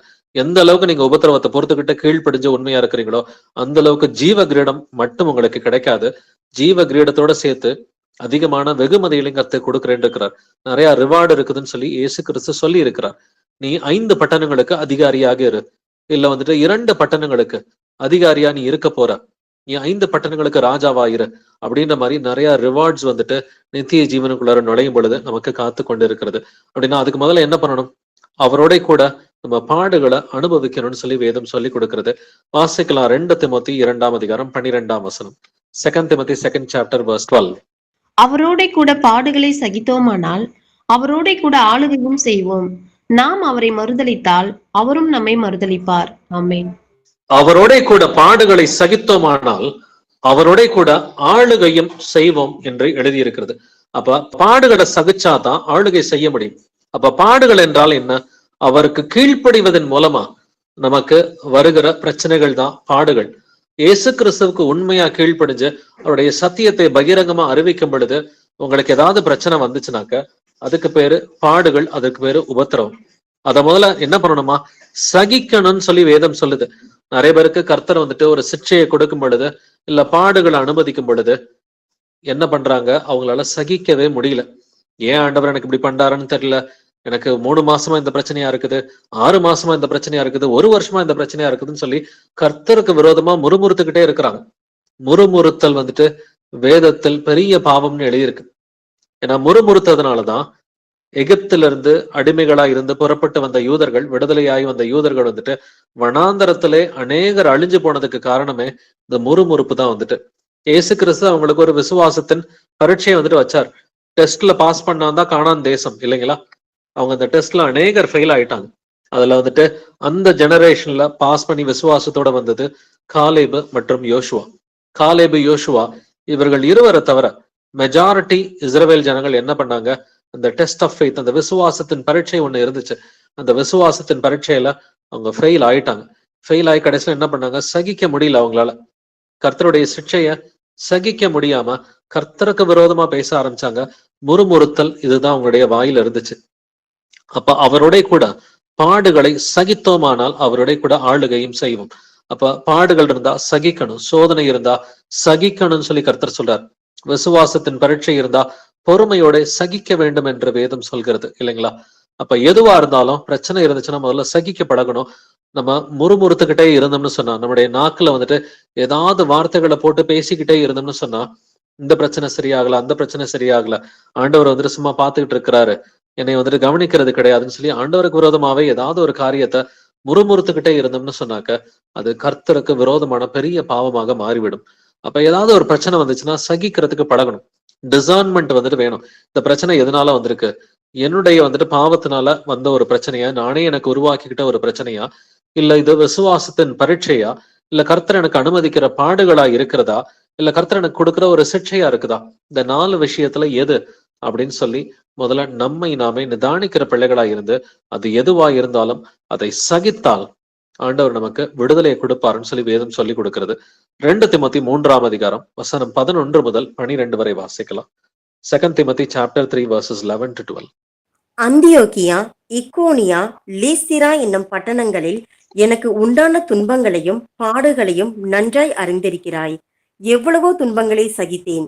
இவை எல்லாவற்றினின்றும் கர்த்தர் என்னை நீங்களாக்கி விட்டார். அன்றியும் கிறிஸ்து இயேசுவுக்குள் தேவ பக்தியாய் நடக்க மனதாயிருக்கிற யாவரும் துன்பப்படுவார்கள். ஆமென். எவ்வளவோ துன்பங்களை சகித்தேன் அப்படின்னு பவுல் வந்துட்டு 11வது வசனத்துல சொல்றான் இல்லைங்களா? எவ்வளவோ துன்பங்களை சகித்தேன். அவன் சொல்ற துன்பங்கள் எல்லாம் வந்துட்டு இது பாடுகள், உபத்திரவம். ஏன்னா கர்த்தருக்காக சுவிசேஷம் அறிவிக்கிறது மூலமா, அவருடைய வார்த்தைக்கு கீழ்ப்படுகிறது மூலமா பவுலுக்கு வந்தது வந்துட்டு இது உபத்திரவமும் துன்பங்களும் பாடுகளும் வந்துட்டு வந்துச்சு. அதை என்ன பண்ணா சகித்தேன் அப்படின்னு சொல்லி சொல்றான். கிறிஸ்து இயேசுவுக்குள் தேவ பக்தியாய் நடக்க மனதாய் இருக்கிற யாவரும் துன்பப்படுவார்கள் என்று எழுதியிருக்கிறது. அப்ப உண்மையா கீழ்ப்படியணும்னு நினைச்சீங்கன்னா உங்களுக்கு நிச்சயமா துன்பங்கள் வந்துட்டு வரும். ஸோ ஃபர்ஸ்ட் ஸ்டேஜை நம்மில் அநேகர் கிராஸ் பண்ணி வந்துட்டோம். நமக்கு நாமளே பிரச்சனையை உண்டாக்கிக்கிட்டு இருந்தோம். நம்முடைய பழைய வாழ்க்கையில, நம்முடைய மாம்சத்துக்குரிய வாழ்க்கையில வந்துட்டு நம்முடைய பாவத்தின் மூலமா நாமளே நிறைய டிராப்ல போய் விழுந்துட்டு நம்முடைய பாவத்தின் மூலமா வந்த விளைவுகளால வந்த சோதனைகளை நம்ம சந்திச்சோம். இது கர்த்தர் நமக்கு கொடுத்தது கிடையாது. வந்துட்டு நம்முடைய பாவத்தின் மூலமா நாமளே நமக்கு பிரச்சனைகளை உண்டாக்கிக்கிட்டோம். பட் அதை ஃபர்ஸ்ட் இனிஷியல் ஸ்டேஜ்ல மனம் திரும்பி இயேசு கிறிஸ்துவின் மேல் உள்ள விசுவாசத்துல அதெல்லாம் தாண்டி வந்தோம். தாண்டி வந்த பிறகு 1-2 பாவங்கள் செய்யும் பொழுது கர்த்தர் நம்மளை சிக்ஷிக்கிறார். அப்பக்கப்ப இது தப்பு, இது நீ வந்துட்டு மாத்திக்கன்னு சொல்லி ஒரு கரெக்ஷன், ஒரு டிசிப்ளின் கர்த்தர் கொடுக்கிறார். இந்த டிசிப்ளின் இதெல்லாம் தாண்டி வரும் பொழுது ஒரு காலகட்டத்துல நம்ம இயேசு கிறிஸ்துவ நாமத்தினால ஞானஸ்நானம் எடுக்கிறோம் இல்லைங்களா? இயேசு கிறிஸ்து ஞானஸ்நானம் எடுத்தோடனே முதலாவது சோதிக்கப்பட்டார். அப்ப நாமளும் நல்லா இயேசு கிறிஸ்துவ விசுவாச ஞானஸ்நானம் எடுக்கும் பொழுது நமக்கும் ஒரு சோதனை, விசுவாசத்தின் பரீட்சை என்பது நிச்சயமாவே இருக்குங்க. நல்லா உணர்ந்து விசுவாசித்து இயேசு கிறிஸ்துவின் நாமத்தை விசுவாசித்து மனம் திரும்பி ஞானஸ்நானம் எடுக்கிற எல்லோருக்குமே ஒரு விசுவாசத்தின் பரீட்சை இருக்கும். அது கர்த்தரை உங்களை ஜெயிக்க வைப்பார். அந்த விசுவாசத்தின் பரீட்சையில ஆபிரகாம் ஜெயித்தது போல நீங்களும் விசுவாசத்தை கொண்டு அந்த விசுவாச பரீட்சையை வந்துட்டு ஜெயிக்க முடியும். நீங்க அதை கடந்து வரும் பொழுது அவருக்கு உண்மையா இருந்து சத்தியத்தை அறிவிக்கும் பொழுது உங்களுடைய சாட்சிகளை நீங்க பகிர்ந்து கொள்ளும் பொழுது உங்களை அநேகர் ஏளனம் பண்ணுவாங்க, துன்பப்படுத்துவாங்க. இதற்கு பெயர் தான் உபத்திரவம். இதுதான் வந்துட்டு ஃபைனல் ஸ்டேஜ். இந்த உபத்திரவத்துல மட்டும் நீங்க பொறுமையா இருந்துட்டீங்கன்னா உங்களுக்கு ஜீவ கிரீடம் தாங்க இருக்குது. இன்னும் அநேகர் வந்துட்டு ஃபர்ஸ்ட் ஸ்டேஜ்ல தான் வந்துட்டு இருக்கிறாங்க. இன்னும் வந்துட்டு தங்களுடைய பாவத்தினால வருகிற அந்த சோதனையில தான் சிக்கிக்கிட்டு இருக்கிறாங்க. இதை தாண்டி வந்தாதான் அடுத்த லெவல்ல வந்துட்டு சிக்ஷை வந்துட்டு எப்ப வேணா வரலாம். இந்த சிக்ஷை வந்துட்டு கர்த்தருக்கு உண்மையா இருக்கும் பொழுது கூட திடீர்னு ஒரு தவறு பண்ணும் பொழுது கர்த்தர் ஒரு சிக்ஷையை வந்துட்டு கொண்டு வரலாம். பட் இதுதான் வந்துட்டு ஃபர்ஸ்ட் ஸ்டேஜ். வந்துட்டு நம்முடைய பாவத்தின் விளைவுகளால் வருகிற அந்த சோதனையை வந்துட்டு தாண்டி வரணும். அடுத்து விசுவாசத்தின் பரீட்சையை வந்துட்டு தாண்டி வரணும். கடைசியா வந்துட்டு இயேசுவுக்கு உண்மையா இருந்தா உங்களுக்கு பாடுகள், உபத்திரவங்கள் வரும். இந்த 3 ஸ்டேஜ்ல எங்கிட்டாவது ஒரு நேரத்துல வந்துட்டு நம்ம தப்பு பண்ணிட்டோம்னா கர்த்தர் நம்மை சிக்ஷிக்கிற தேவனா இருக்கிறார். நம்மளை அன்பு செய்கிறதுனால சிக்ஷிக்கிறார். பட் கிறிஸ்து இயேசுவுக்குள் தேவ பக்தியாய் நடக்க மனதாய் இருக்கிற யாவரும் துன்பப்படுவார்கள் என்று எழுதியிருக்கிறது. அந்த துன்பங்களை சகிக்கணும்னு வேதம் சொல்லுது. அப்ப சகித்தால் உங்களுக்கு ஜீவ கிரீடம் இருக்கிறது. வாசிக்கலாம் 1 பேதுரு 5ஆம் அதிகாரம் 10வது வசனம். 1 Peter 5:10. கிறிஸ்து இயேசுவுக்குள் நம்மை தமது நித்திய மகிமைக்கு அழைத்தவராய் இருக்கிற சகல கிருபையும் பொருந்திய தேவன் தாமே கொஞ்ச காலம் பாட அனுபவிக்கிற உங்களை சீர்படுத்தி, ஸ்திரப்படுத்தி, பலப்படுத்தி நிலைநிறுத்துவாராக. ஆமேன். ஆமென். தேவன் தாமே கொஞ்ச காலம் பாட அனுபவிக்கிற உங்களை. அப்ப நமக்கு பாடுகள் எவ்வளவு நாட்கள்? கொஞ்ச காலம் தாங்க. இயேசு கிறிஸ்து வர்றது சமீபமா இருக்கிறது. அவருடைய வருகை வந்துட்டு ரொம்ப ரொம்ப சமீபமா இருக்கிறது. அப்படின்னாக்க கொஞ்ச காலம் பாட அனுபவிக்கிற உங்களை அவர் என்ன பண்ணுவாரா? சீர்படுத்துவார். நான் கெட்டு போயிருந்தோம்னா கர்த்தர் என்ன பண்ணுவாரு? சீர்படுத்துவார். சீர்படுத்தி அதுக்கப்புறம் வசனத்துல ஸ்திரப்படுத்துவாரு, பலப்படுத்துவாரு, நிலை நிறுத்துவார். முடிவு பரியந்தம் நிலை நிற்பவனே ரட்சிக்கப்படுவான். கடைசி வார்த்தையை பாருங்க, நிலை நிறுத்துவாராக. முதல்ல சீர்படுத்துவாரு, ஸ்திரப்படுத்துவாரு, பலப்படுத்துவாரு, ஃபைனலா நிலை நிறுத்துவார். என்றென்றைக்கும் நிலை நிற்கிற மாதிரி கர்த்தர் வந்துட்டு நம்மை நிலை நிறுத்துகிற தேவனாய் இருக்கிறார். வாசிக்கலாம் 1 பேதுரு 2ஆம் அதிகாரம் வசனங்கள் 19 முதல் 21 வரைக்கும். 1 Peter chapter 2 verses 19 to 21. ஏனெனில் தேவன் மேல் பற்றுதலா இருக்கிற மனசாட்சி நிமித்தம் ஒருவன் அநியாயமாய் பாடுபட்டு உபத்திரவங்களை பொறுமையாய் சகித்தால் அதுவே பிரீதியாய் இருக்கும். நீங்கள் குற்றம் செய்து அடிக்கப்படும் போது பொறுமையோட சகித்தால் அதனால் என்ன கீர்த்தி உண்டு? நீங்கள் நன்மை செய்து பாடுபடும் போது பொறுமையோட சகித்தால் அதுவே தேவனுக்கு முன்பாக பிரீதியாய் இருக்கும். இதற்காக நீங்கள் அழைக்கப்பட்டும் இருக்கிறீர்கள். ஏனெனில் கிறிஸ்துவும் உங்களுக்காக பாடுபட்டு நீங்கள் தம்முடைய அடிச்சுவடைகளை தொடர்ந்து வரும்படி உங்களுக்கு மாதிரியை பின்வைத்து போனார். ஆமென். ஒருவன் அநியாயமாய் பாடுபட்டு உபத்திரவங்களை பொறுமையாய் சகித்தால் அதுவே பிரீதியாய் இருக்கும். அப்ப உபத்திரவங்களை என்ன பண்ணணுமா? பொறுமையாய் சகிக்கணும்னு சொல்லி வேதம் சொல்லுது இல்லைங்களா? அப்போ ஒரு உபத்திரவம் வருது, உங்களுக்கு ஒரு பிரச்சனை இருக்குதுன்னா முதல்ல என்ன பண்ணணும்? பொறுமையா சகிக்கிறதுக்கு பழகுங்க. வீண் வார்த்தைகளை எடுத்து கொட்ட வேண்டாம். ஏன்னா எகிப்துல இருந்து வந்த ஜனங்கள் வந்துட்டு என்ன பண்ணாங்க? அவங்களுக்கு தண்ணி கிடைக்காம போயிடுச்சு. ஆரம்பத்துல கர்த்தருக்கு விரோதமா முறுமுறுத்தாங்க. அடுத்து சாப்பாடு கிடைக்கலன்னு சொல்லி கர்த்தருக்கு விரோதமா முறுமுறுத்தாங்க. அடுத்து 3வது என்ன முறுமுறுத்தாங்க? எங்களுக்கு வந்துட்டு நான் வெஜிடேரியனே கிடைக்கல, எங்களுக்கு வந்துட்டு எந்த ஒரு கறியோ மீனோ எதுவும் கிடைக்கல அப்படின்ற மாதிரி 3வது காரியத்துல முறுமுறுத்தாங்க. கர்த்தருக்கு அதிகமாவே கோபம் வந்துருச்சு. அவங்களுக்கு காடையை கொடுத்தாரு. காடையை கொடுத்துட்டு வந்துட்டு அவர்களில் அநேகரை சங்காரம் பண்ணினார் என்றும் எழுதியிருக்கிறது. அப்ப ஏதாவது ஒரு பிரச்சனை இருக்குதுன்னு சொன்னா முதல் காரியமா என்ன செய்யணும்? பொறுமையோட சகிக்கணும்னு சொல்லி வேதம் சொல்லுது. 19வது வசனத்துல உபத்திரவங்களை பொறுமையாய் சகித்தால் அது கர்த்தருக்கு முன்பாக பிரீதியாய் இருக்கும் அப்படின்னு எழுதியிருக்குது. 20வது வசனத்திலையும் நீங்கள் குற்றம் செய்து அடிக்கப்படும் போது பொறுமையோட சகித்தால் அதுல என்ன பிரயோஜனம் அப்படின்னு சொல்லி கர்த்தர் வந்துட்டு சொல்றார்.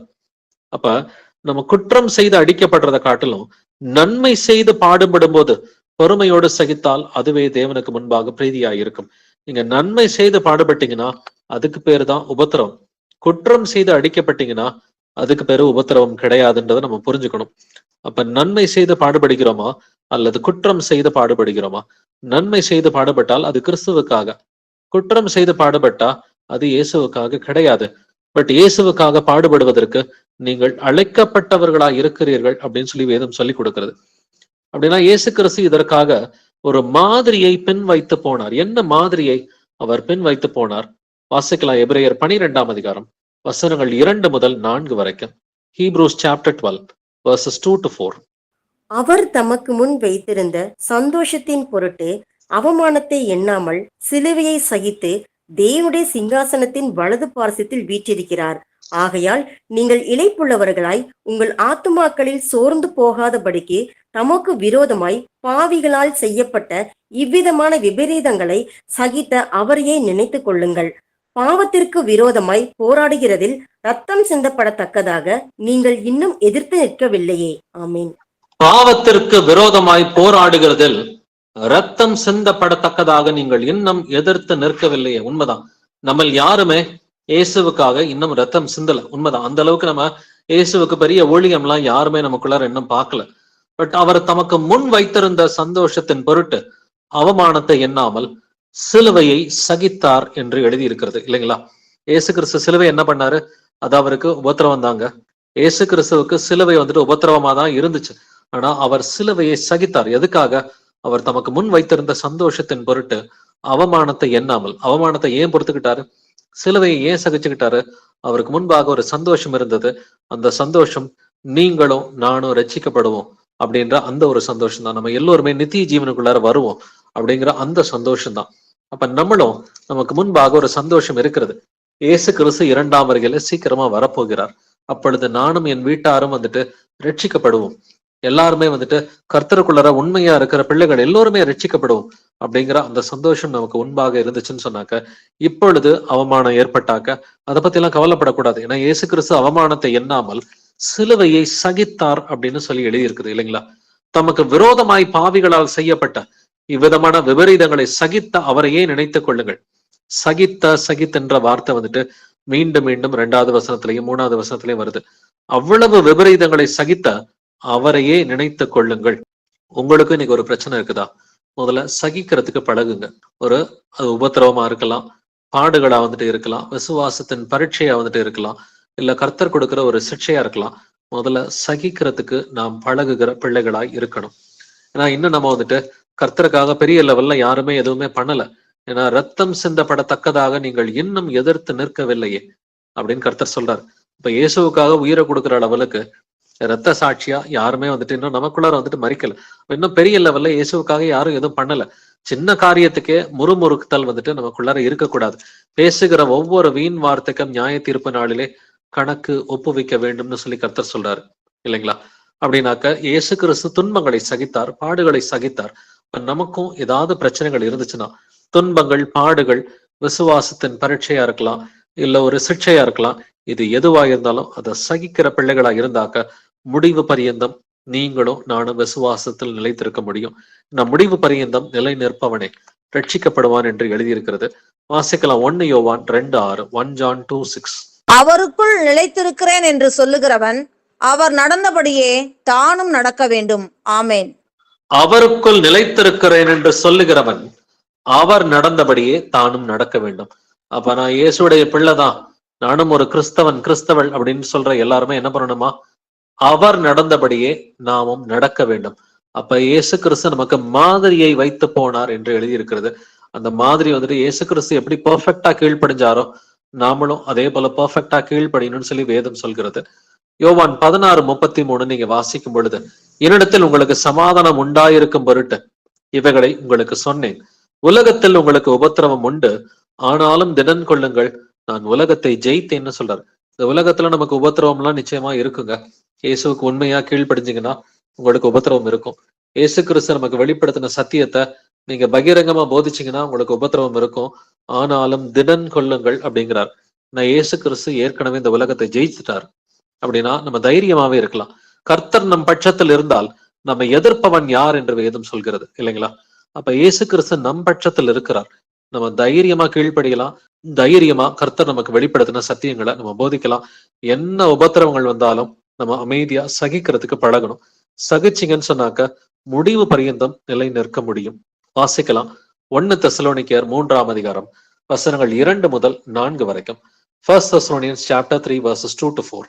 இந்த உபத்திரவங்களினாலே ஒருவனும் அசைக்கப்படாதபடிக்கு உங்களை திடப்படுத்தவும் உங்கள் விசுவாசத்தை பற்றி உங்களுக்கு புத்தி சொல்லவும் நம்முடைய சகோதரனும் தேவ ஊழியக்காரனும் கிறிஸ்துவின் சுவிசேஷத்தில் எங்கள் உடன் வேலையாளும் ஆகிய தீமோத்தேயுவை அனுப்பினோம். இப்படிப்பட்ட உபத்திரவங்களை சகிக்க நாம் நியமிக்கப்பட்டிருக்கிறோம் என்று நீங்கள் அறிந்திருக்கிறீர்களே. நமக்கு உபத்திரவம் வரும் என்று நாங்கள் உங்களிடத்தில் இருந்தபோது உங்களுக்கு முன்னறிவித்தோம். அப்படியே வந்து நேரிட்டதென்றும் அறிந்திருக்கிறீர்கள். ஆமேன். இந்த உபத்திரவங்களினாலே ஒருவனும் அசைக்கப்படாதபடிக்கு உங்களை திடப்படுத்தவும் உங்கள் விசுவாசத்தை பற்றி உங்களுக்கு புத்தி சொல்லவும் நம்முடைய சகோதரனும் தேவ ஊழியக்காரனும் கிறிஸ்துவின் சுவிசேஷத்தில் எங்கள் உடன் வேலையாளும் ஆகிய தீமோத்தேயுவை அனுப்பினோம். தீமோத்தேயுவை வந்துட்டு என்னத்துக்கு? தெசலோனிக்கே சபைக்கு வந்துட்டு பவுல் அனுப்புறான். அவங்களுக்கு உபத்திரவம் வந்துச்சு. இந்த உபத்திரவத்துல யாரும் விழுந்து போயிட்டாங்களா? அசைக்கப்படாதபடிக்கு உறுதியா தான் நிக்கிறாங்களா? இல்ல விசுவாசத்தை குறித்து புத்தி சொல்றதுக்காக யார் அனுப்புனா? தீமோத்தேயுவை வந்துட்டு தெசலோனிக்கே சபைக்கு அப்போஸ்தலன் பவுல் வந்துட்டு அனுப்பி வைக்கிறான். அப்ப உபத்திரவம் வந்தா கர்த்தருடைய எதிர்பார்ப்பு என்னது? அசைக்கப்படக்கூடாது அப்படின்னு சொல்லி கர்த்தர் எதிர்பார்க்கிறாரு இல்லைங்களா? அதே போல 3வது வசனத்துல இப்படிப்பட்ட உபத்திரவங்களை சகிக்க நாம் நியமிக்கப்பட்டவர்களா இருக்கிறோம் என்று நீங்கள் அறிந்திருக்கிறீர்களே. உபத்திரவம் வந்தா என்ன பண்ணணும்? சகிக்கிறதுக்கு தான் நாம் நியமிக்கப்பட்டிருக்கிறோம் இல்லைங்களா? அதை குறித்து எப்பொழுதும் முறுமுறுக்கிறதுக்கு நாம் நியமிக்கப்படவில்லை. உங்களுக்கு ஒரு பிரச்சனை இருக்குதா? முதல்ல சகிக்கிறதுக்கு பழகுங்க. அதை குறித்து முறுமுறுக்கிறதுக்கு பதிலா அமைதியா சகிக்கிறதுக்கு பழகுங்க. உங்களுடைய விண்ணப்பங்களை தேவனுக்கு தெரியப்படுத்துங்க. இயேசு கிறிஸ்துவுக்கு நீங்க தெரியப்படுத்திட்டீங்கன்னா அவர் பார்த்துக்குவார். அதை எப்படி சால்வ் பண்றதுன்னு சொல்லி அவருக்கு நல்லாவே தெரியும். நம்முடைய நாவுனால வந்துட்டு இது சரியில்லை அது சரியில்லைன்னு சொல்லி வனாந்தரத்துல இருந்த இஸ்ரவேல் ஜனங்களை போல முறுமுறுக்காமல் நாம் உபத்திரவங்களை சகிக்கிறதுக்கு பழகணும். நமக்கு உபத்திரவம் வரும் என்று நாங்கள் உங்களிடத்தில் இருந்தபோது உங்களுக்கு முன்னறிவித்தோம், அப்படியே வந்து நேரிட்டதென்றும் அறிந்திருக்கிறீர்கள். உபத்திரவம் வந்தாக்க சகிக்கிற பிள்ளைகளாய் இருப்போம். 1 கொரிந்தியர் 4ஆம் அதிகாரம் 12வது வசனம் வாசிக்கலாம். 1 Corinthians 4:12. எங்கள் கைகளினாலே வேலை செய்து பாடுபடுகிறோம், வையப்பட்டு ஆசீர்வதிக்கிறோம், துன்பப்பட்டு சகிக்கிறோம். ஆமென். எங்கள் கைகளினாலே வேலை செய்து பாடுபடுகிறோம், வையப்பட்டு ஆசீர்வதிக்கிறோம், துன்பப்பட்டு சகிக்கிறோம். துன்பப்பட்டா என்ன பண்ணணுமா? சகிக்கணும் அப்படின்னு வேதம் சொல்லுது இல்லைங்களா? வேலை செய்து பாடுபடுகிறோம், துன்பப்பட்டு சகிக்கிறோம். உங்களுக்கு துன்பங்கள் வந்துச்சுனாக்க சகிக்கிறதுக்கு பழகுங்க. முடிவு பரியந்தம் நிலை நிற்பவனே ரட்சிக்கப்படுவான். 2 கொரிந்தியர் 1:6 வாசிக்கலாம். 2 Corinthians 1:6. ஆதலால் நாங்கள் உபத்திரப்பட்டாலும் அது உங்கள் ஆறுதலுக்கும் ரட்சிப்புக்கும் ஏதுவாகும். நாங்கள் ஆறுதல் அடைந்தாலும் அதுவும் உங்கள் ஆறுதலுக்கும் ரட்சிப்புக்கும் ஏதுவாகும். நாங்கள் பாடுபடுகிறது போல நீங்களும் பாடுபட்டு சகிக்கிறதுனாலே அந்த ரட்சிப்பு பலன் செய்கிறது. ஆமேன். நாங்கள் பாடுபடுகிறது போல நீங்களும் பாடுபட்டு சகிக்கிறதுனாலே அந்த ரட்சிப்பு பலன் செய்கிறது. சோ நீங்க பாடுகளை சகிச்சாதாங்க உங்களுக்குள் ரட்சிப்பு வந்துட்டு பலன் செய்யும். பாடுகளை சகிக்கலன்னு சொன்னாக்க ரட்சிப்பு பலன் செய்யாது. அப்ப அந்த பாடுகளை சகிக்கிறது, இதுக்கு இங்கிலீஷ்ல அழகா வந்துட்டு ஒரே வார்த்தை என்டியூர் அல்லது என்டியூரன்ஸ் அப்படின்ற ஒரே வார்த்தை இருக்குது. அப்ப பாடுகள் வரும் பொழுது சகிக்கிறது, அந்த கடைசி வரைக்கும் நிலைத்திருப்பது என்டியூரன்ஸ். இந்த என்டியூரன்ஸ் இருக்கணும் அப்படின்றத கர்த்தர் நம்மிடம் எதிர்பார்க்கிறவராய் வந்துட்டு இருக்கிறார். வாசிக்கலாம் 2 தெசலோனிக்கர் 1 அதிகாரம் 4வது வசனம். 2 Thessalonians 1:4. நீங்கள் சகிக்கிற சகல துன்பங்களிலும் உபத்திரவங்களிலும் பொறுமையையும் விசுவாசத்தையும் காண்பிக்கிறது நிமித்தம் உங்களை குறித்து நாங்கள் தேவனுடைய சபைகளில் மேன்மை பாராட்டுகிறோம். ஆமென். அப்போஸ்தலன் பவுல் வந்துட்டு தெசலோனிக்கே சபையை குறித்து மேன்மை பாராட்டுகிறான். என்ன காரியத்தை சொல்லி? நீங்கள் சகிக்கிற சகல துன்பங்களிலும் உபத்திரவங்களிலும் பொறுமையையும் விசுவாசத்தையும் குறித்து வந்துட்டு மேன்மை பாராட்டுகிறான். அப்ப ஒரு விசுவாசி வந்துட்டு இயேசு கிறிஸ்துவின் பிள்ளை சீஷர்களா இருக்கிற நாம் வந்துட்டு துன்பங்கள் வரும் பொழுது சகித்தோம்னு சொன்னாக்க, இல்ல உபத்திரவங்களை குறிச்சு நம்ம பொறுமையா நடந்துகிட்டாக்க, உபத்திரம் வரும் பொழுது விசுவாசத்தை காண்பிச்சோம்னு சொன்னாக்க, நம்மை குறித்து நம்முடைய சகோதர சகோதரிகள் என்ன பண்ணுவாங்களா வந்துட்டு சபைகளில் மேன்மை பாராட்டுவார்கள். ஆனா பிரச்சனை வரும் பொழுது நம்மளுடைய நாக்கு சும்மா இல்லாம வீண் வார்த்தைகளை பேசிட்டு அலப்பிக்கிட்டு, இல்ல எனக்கு ஏன் இந்த பிரச்சனை வந்திருக்குது, இல்ல என்னையோட இவங்க பெட்டரா இருக்கிறாங்க, மற்றவங்களை பார்த்து பொறாமப்பட்டுக்கிட்டு, இல்ல பழைய வாழ்க்கையை நினைச்சுக்கிட்டு வந்துட்டு நம்ம எமோஷனல் ஆகிட்டு. ஏன்னா பழைய வாழ்க்கையை குறிச்சுதான் வந்துட்டு எகிப்துல இருந்த வாழ்க்கையை குறிச்சு அந்த வனாந்தரத்துல இருந்து இஸ்ரவேல் மக்கள் பேசிக்கிட்டு இருந்தாங்க.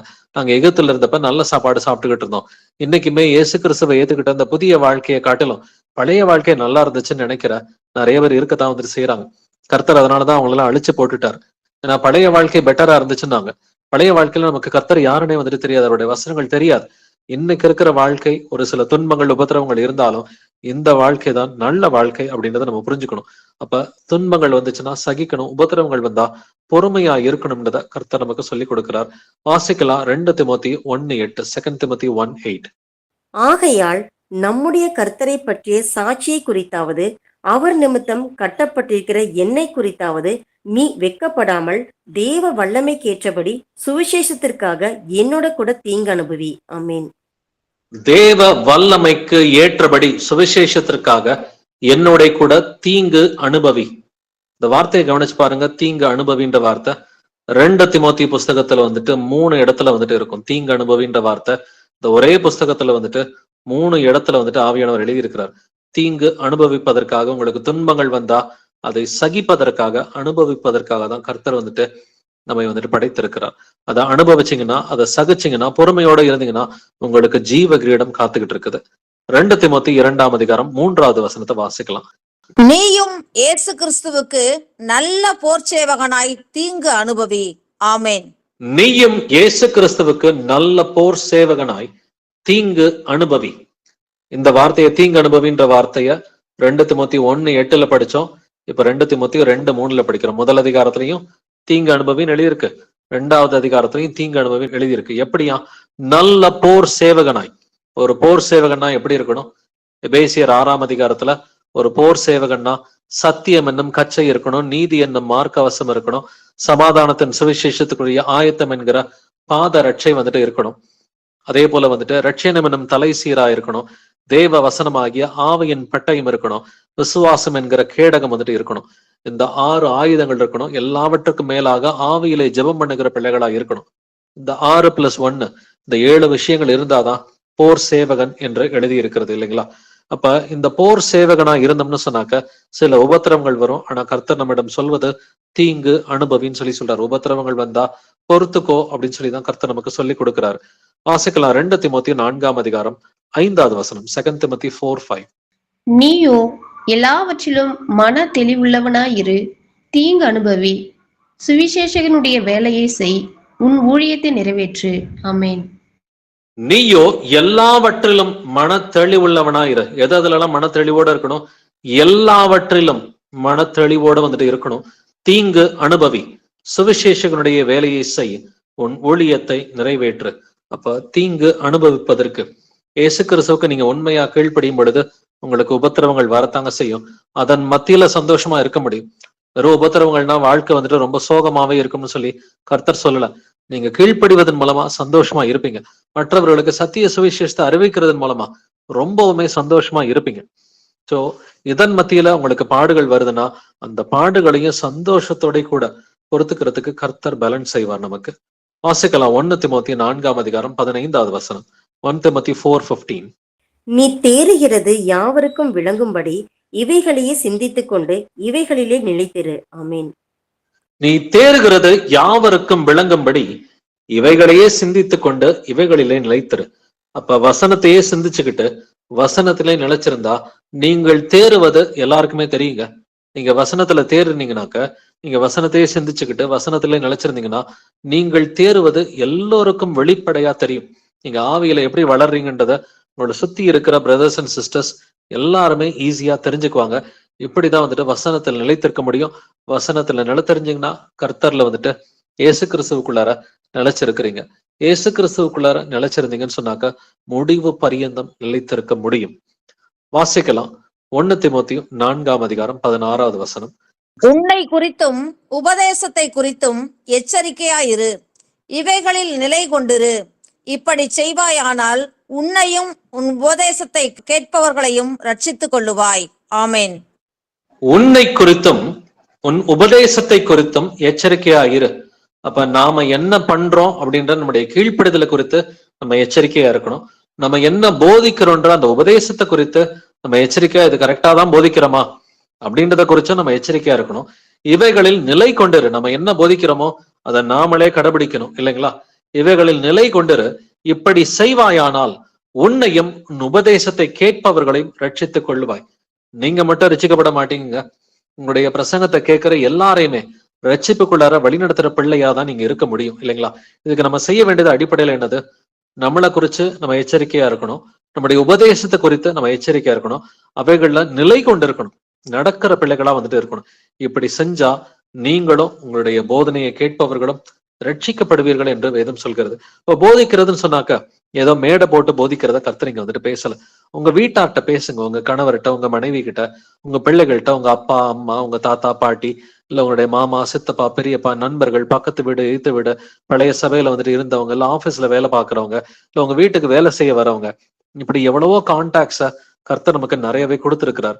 இப்படி நீங்க இயேசு கிறிஸ்துவை குறித்து தொடர்ந்து சாட்சி கொடுத்துக்கிட்டே இருந்தீங்கன்னு சொன்னாக்க தேவன் தாமே கொஞ்ச காலம் பாட அனுபவிக்கிற உங்களை சீர்படுத்தி, ஸ்திரப்படுத்தி, பலப்படுத்தி நிலை நிறுத்துவார் என்று வேதம் சொல்கிறது.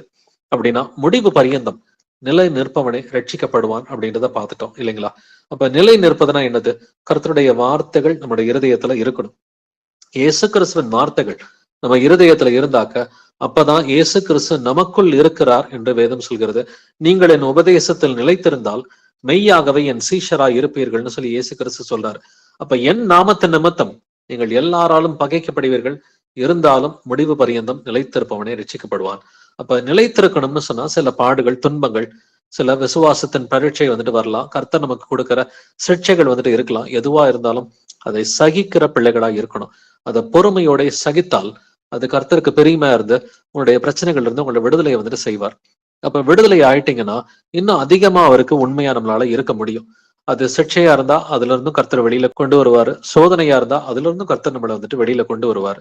அப்ப நம்ம பொறுமையா வந்துட்டு நம்முடைய பிரச்சனைகளை கர்த்தருடைய கிருபையோட சந்திக்கும் பொழுது நீங்க விடுதலை ஆவீங்க. சத்தியத்தையும் அறிவீர்கள், சத்தியம் உங்களை விடுதலை ஆக்கும் என்கிற வசனத்தின்படி நீங்க பர்சனலா உங்களுடைய வியாதிகள், பிரச்சனைகள் இவை எல்லாவற்றிலிருந்தும் விடுதலையாகி கடைசியில இயேசுவுக்கு உண்மையா இருந்து கீழ்ப்படிவதன் மூலமா ஃபைனலா வரப்போகிற அந்த பாடுகளை, அந்த துன்பங்களை, உபத்திரவங்களை அதையும் சகிக்கிறதுக்கு கர்த்தர் உங்களுக்கு பொறுமையை கொடுப்பாரு. அதை எந்த அளவுக்கு அதிகமா சகிக்கிறீங்களோ அந்த அளவுக்கு நித்திய ஜீவனுக்கு நீங்க போகும் பொழுது அதிக பட்டணங்களுக்கு ராஜாக்களும் ஆசாரியர்களுமா இருக்க முடியும். கர்த்தருக்கு முன்பாக ஆசாரியராக அந்த பட்டணங்களுக்கு ராஜாக்களா இருக்கிறதுக்கு கர்த்தர் கிருபையை கொடுப்பார். சோ நித்திய ஜீவன் மட்டும் அவர் கொடுக்கிற ரிவார்டு கிடையாது. நித்திய ஜீவனை காட்டிலும் அதிகமான ரிவார்டு இருக்குது. எந்த அளவுக்கு உபத்திரவத்தை நீங்க பொறுத்துக்கிறீங்களோ அந்த அளவுக்கு கர்த்தர் உங்களுக்கு ரிவார்டு கொடுக்கிறார். பட் ரிவார்டுக்காக இயேசு கிறிஸ்துவ ஏத்துக்கிற பிள்ளைகள் நாம கிடையாது இல்லைங்களா? நம்ம இயேசு கிறிஸ்துவை ஏத்துக்கிறது எதுக்காக? அவர் என் தேவன், அவர் என்னுடைய தகப்பன். என்னுடைய தகப்பன் வந்துட்டு எனக்காக வந்துட்டு தேவனா இருந்தவர். அவர் மனுஷ ரூபத்துல வந்து அவர் என்னுடைய பாவத்துக்காக அடிக்கப்பட்டார், எனக்காக நொறுக்கப்பட்டார். என்னை நலமாக்கும் தண்டனை அவர் மேல் விழுந்தது. என்னுடைய பாவத்துக்காக அவர் தமது பரிசுத்த ரத்தத்தை வந்துட்டு அவர் சிந்தினாரு. அவர் மரித்தார், அடக்கம் பண்ணப்பட்டார், 3ஆம் நாளில் உயிர் தெழுந்தார். அவர் ஜீவிக்கிற தேவனா இருக்கிறார். என்னுடைய தகப்பன் என் மேல வைத்திருந்த அன்புக்காக நான் அவரை வந்துட்டு என்னுடைய தேவனாக, என்னுடைய அப்பாவை நான் வந்துட்டு ஏத்துக்கிறேன்னு சொல்லி நம்ம இந்த அன்புக்காக இயேசு கிறிஸ்துவை ஏற்றுக்கொண்ட பிள்ளைகளா இருக்கணும். ரிவார்டு எல்லாம் ஆட்டோமேட்டிக்கா வரும். இதெல்லாம் ஒரு பை ப்ராடக்ட் மாதிரி ஆட்டோமேட்டிக்கா அந்த ரிவார்டு வரும். பட் துன்பங்கள் வரும் பொழுது அதை நம்ம வந்துட்டு பொறுமையோட சகிக்கணும்னு சொல்லி வேதம் சொல்லுது. இப்படி நீங்கள் செய்வதன் மூலமா முடிவு பரியந்தம் நிலைத்திருக்க முடியும். Praise Lord brothers and sisters.